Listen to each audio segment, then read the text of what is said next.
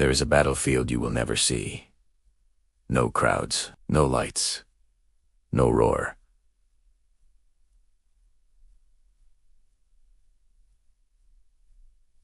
No roar.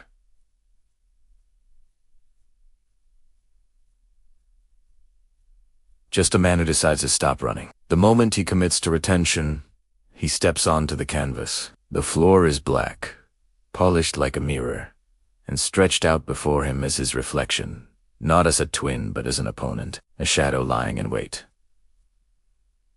This is the real fight, the one that happens in the deafening silence behind his eyes. For years, he has leaked his life force, his drive, his very essence, into fleeting comforts and momentary escapes. He poured his ambition into pixels on a screen, his power into hollow fantasies, his future into the drain of instant gratification. Now, he has sealed the vessel. He has turned off the tap, and in doing so, he has starved the beast that lived on his weakness. But a starved beast does not simply die. It hits. Hungry, it wakes up. This is where he meets him. The darkest version of himself. This is not a demon with horns and a pitchfork. It is far more intimate, far more terrifying. It is the part of him that whispers, just one more time. The part that craves shortcuts, demands distraction, and worships comfort. It is the architect of his procrastination, the ghostwriter of his excuses, the loyal servant of his lowest impulses. It is the self he has been feeding his entire life. And now, it is hungry. The moment retention begins, this darker self rises from its slumber. It stretches, it yawns, and it realizes the supply has been cut off.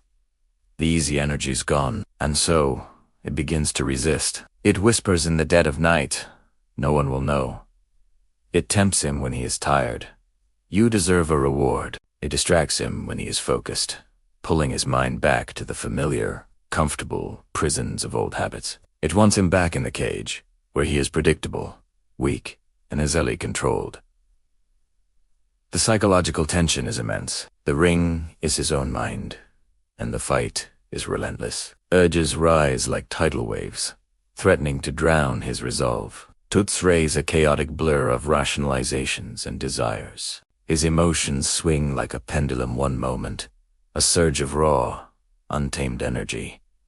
The next, a crushing wave of frustration. This isn't a gentle process, it is a storm, a violent, internal hurricane he must learn to weather. There are nights he lies awake, staring at the ceiling, his body thrumming with a restless energy that has nowhere to go. There are days where a minor inconvenience sparks a disproportionate rage. This is the fight, and it feels brutally physical. But this confrontation is not a punishment. It is a purification.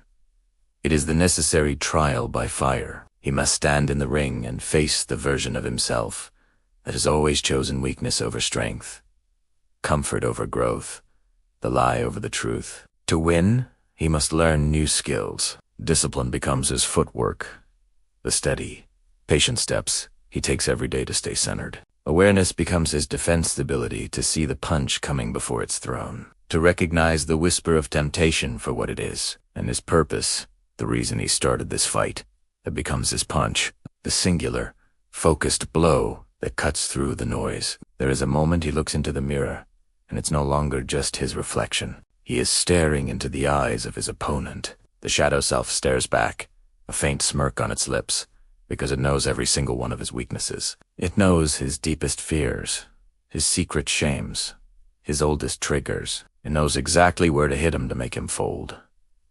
Because it is him. The fight intensifies. The darker self doesn't throw simple punches anymore. It throws memories at him, vivid recollections of past indulgences. It projects fantasies onto the screen of his mind, tailored perfectly to his desires. It unleashes cravings that feel like a physical ache in his bones. It floods him with doubts, whispering, "What's the point? You're going to fail anyway." The shadow boxer circles him, relentless, its movements a mocking imitation of his own. The retained energy coils in his core, pressure building in a sealed chamber, and the silence of his room hits him with the force of a physical blow. He is utterly alone with his adversary. Join our Telegram channel for deeper content. But then, something shifts. The man learns to stand his ground. He learns to take the hits. Each temptation he resists is not just a dodged punch, it is a counter-strike. Each moment of restraint is not just a defensive block. It is a blow that lands. With every urge, he transmutes into a creative or physical act.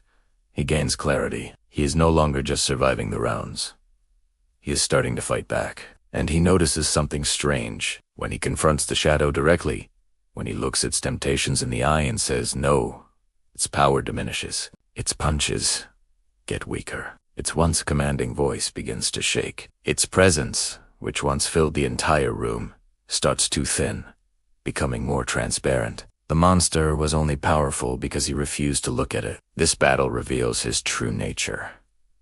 He is not the sum of his weaknesses. He is the one who chooses. He is a man capable of choosing long-term strength over short-term comfort. This is where retention transcends the physical. It forces him to grow spiritually, mentally, and emotionally. The darkest version of himself, the opponent he dreaded, becomes his greatest teacher, not his master. It taught him where he was weak, so he could become strong.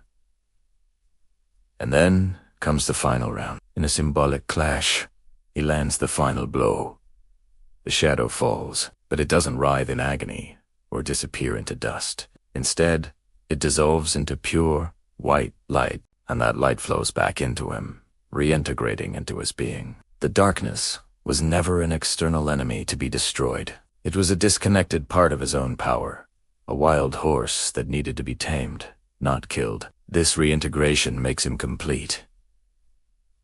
He is no longer a man at war with himself. He is a man who has seen his own darkness, wrestled with it, and emerged not by destroying it, but by mastering it. He understands his own capacity for self-sabotage, and in that understanding, he finds the power to choose otherwise. The world begins to react differently.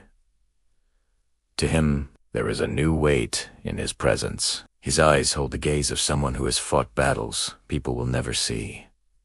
His silence is no longer empty. It carries the gravity of intense self-confrontation. His voice has a new resonance, forged in the fires of his internal war. This is the profound truth of the path. Seminal retention is not just about holding on to a physical substance. It is about willingly stepping into the ring with the inner opponent who has been ruling you from the shadows your entire life. It is the ultimate act of taking back control. And the man who walks out of that ring, the man who has faced and mastered his darkest self, becomes unstoppable. Not because he is perfect or has no more darkness, but because he knows it, he owns it, and it no longer owns him. He has conquered the only opponent that ever truly mattered. Support us through the thanks button to help us keep creating.